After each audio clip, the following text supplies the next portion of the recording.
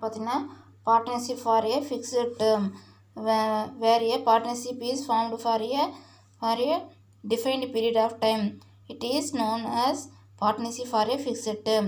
The partnership for a fixed term comes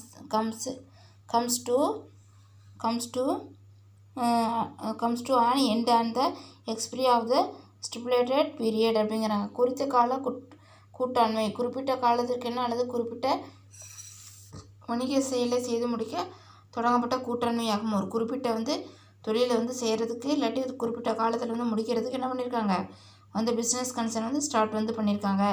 அதுக்கு பேர் தான் என்னன்னு சொல்கிறாங்கன்னு சொல்லி பார்த்தீங்கன்னாக்கா குறித்த கால கூட்டாண்மை பார்ட்னர்ஷிப் ஃபார் ஃபிக்ஸட் டேர்ம் அப்படிங்கிறாங்க.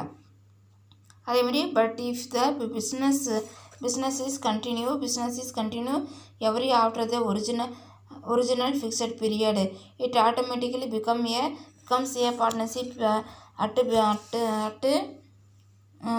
at will as such it will be terminated at the will of any partners giving notice of his intention to do so அப்படிங்கிறாங்க. அதே மாதிரி என்ன சொல்கிறாங்கன்னு பார்த்தீங்கன்னாக்கா கூட்டாண்மை இல்லையெனில் குறிப்பிட்ட காலத்திற்கெனவும் ஒரு கூட்டாண்மை தொடங்கலாம். என்ன பண்ணுறாங்க கூட்டாண்மை குறிப்பிட்ட காலத்திற்கென ஒரு கூட்டாண்மை தொடங்கலாம். குறிப்பிட்ட காலத்தில் தொடங்கப்படும் கூட்டாண்மை குறிப்பிட்ட காலம் முடிவுற்றுடன் கூட்டாண்மை நிறைவு பெறும். அதே மாதிரி ஒரு ஃபிக்ஸட் பீரியடுக்குன்னு என்ன பண்ணுறோம் பிஸ்னஸ் கன்சர்ன் ஆரம்பிக்கிறோன்னாக்கா அது முடிஞ்சோன்னு என்ன பண்ணிடணும் அந்த பிஸ்னஸ்க்கு க்ளோஸ் ஆயிரும் அப்படிங்கிறாங்க. அதே மாதிரி இதுவே அக்காலம் முடிந்தும் கூட்டாண்மை தொடங்குறோம் அது விருப்பமுறை கூட்டாண்மை என்னப்படும். அதே என்ன ஃபிக்ஸட் பே ஒன் இயர்னா 1 இயர் முடிஞ்சிடும் 1 இயர் கம்ப்ளீட் ஆகி கண்டினியூ பண்ணிகிட்டு இருந்தால் அதுக்கு பேர் என்ன பார்ட்னர்ஷிப் அட் வில் அப்படிங்கிறாங்க. அதே மாதிரி நெக்ஸ்ட்டு பார்த்தீங்கன்னாக்கா அவ்விதமான கூட்டாண்மை ஒரு அறிவிப்பானை கூட்டாளி வழங்கியவுடன் கலைக்கப்படும்.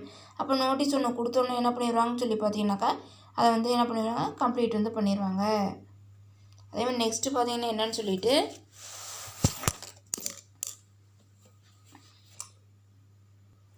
அதே மாதிரி பார்த்தீங்கன்னா particular partnership when a partnership is formed to carry on particular venture or a business of temporary nature it is called particular partnership அப்படிங்கிறாங்க. குறிப்பிட்ட கூட்டாண்மை ஒரு குறிப்பிட்ட தொழில் அல்லது செயலை செய்வதற்காக தற்காலிகமாக தொடங்கப்பட்ட அமைப்பே குறிப்பிட்ட கூட்டாண்மை என்னப்படும். ஒரு தொழிலை செய்கிறதுக்கு அப்படி இல்லைன்னா என்ன பண்ணுறீங்கன்னு பார்த்தீங்கன்னாக்கா இப்போ டெம்பரவரி ஏதாச்சும் ஒன்று செய்கிறதுக்காக என்ன பண்ணாங்க பிஸ்னஸ் ஸ்டார்ட் பண்ணால் அதுக்கு பேர் என்ன பர்டிகுலர் பார்ட்னர்ஷிப்.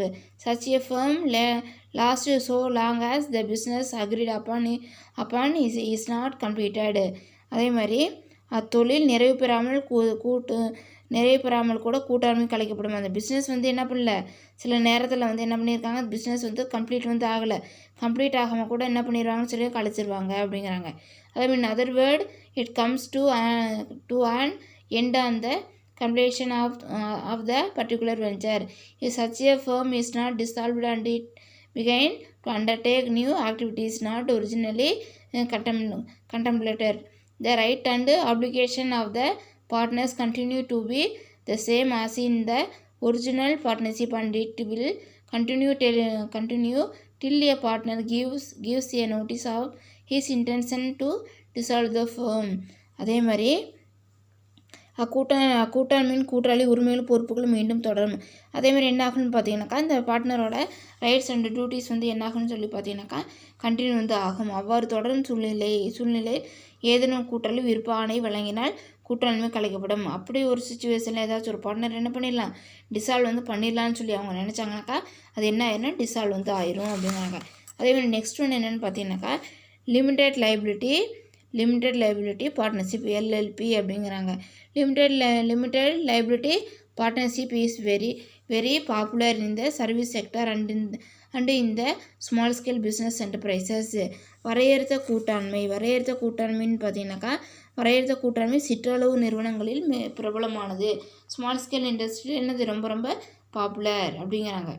அதேமாதிரி நெக்ஸ்ட் பார்த்தீங்கன்னாக்கா என்னென்ட்டு limited liability partnership means for paying the debt of the firm only the asset of the business will be utilized and not the personal property.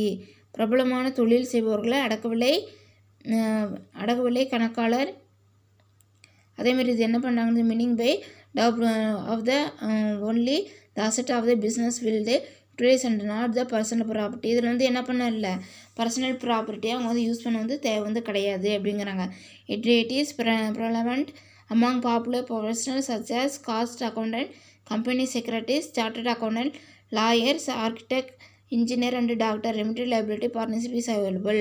அதே பிரபலமான தொழில் செய்பவர்களான அடக்கவிலை கணக்காளர், நிறும செயலர், பட்டய கணக்காளர், வழக்கறிஞர், வழக்குனர்கள், கட்டுமான வல்லுநர்கள், மருத்துவ போன்றவற்றை உள்ளடக்கியது. அதேமாதிரி இது வந்து எங்கே வந்து சூட்டபுளாக வந்திருக்குனாக்கா, limited liability partnership is available in countries like USA, Singapore, Thailand and UK.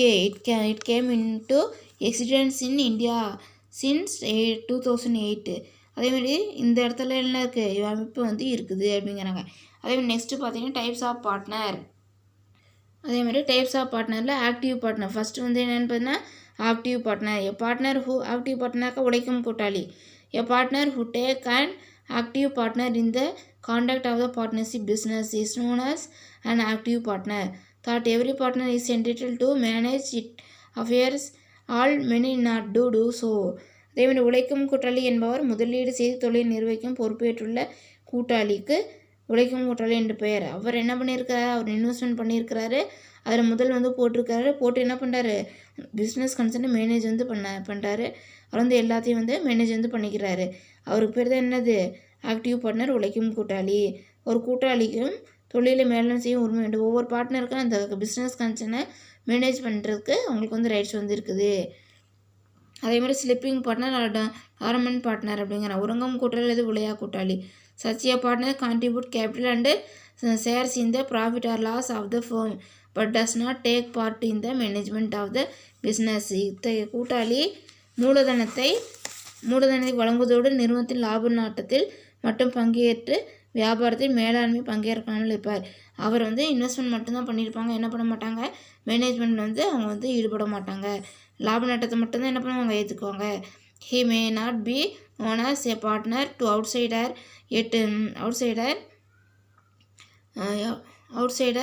yet he is liable to the parties to an unlimited extent as any other partner அப்படிங்கிறாங்க. அதேமாதிரி அவங்க என்ன சொல்ல, நிறுவனத்தின் உண்மையான